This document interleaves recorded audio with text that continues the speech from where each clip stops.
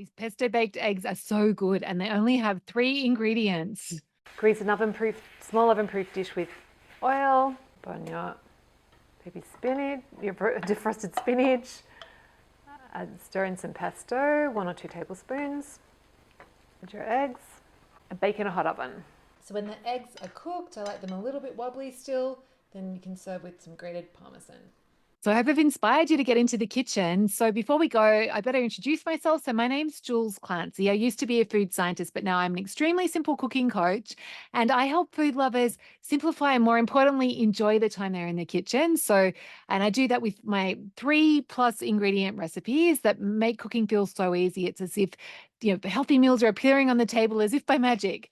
And so apart from the simplicity, the other thing that makes my recipes unique is that I always include a list of variations. So if you've got different dietary requirements or you're missing an ingredient.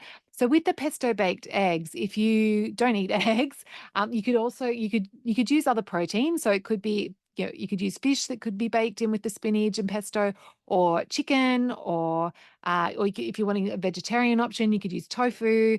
You'll need some extra salt though to make it taste good, or some canned chickpeas can be really lovely here.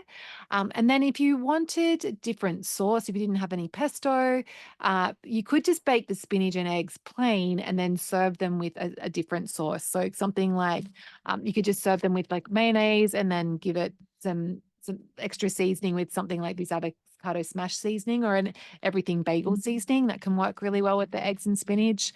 Or you could take it in a Middle Eastern direction. So just serve the eggs and spinach with some hummus and then sprinkle over you could have some olives or some dukkha could be really lovely with the pesto and eggs.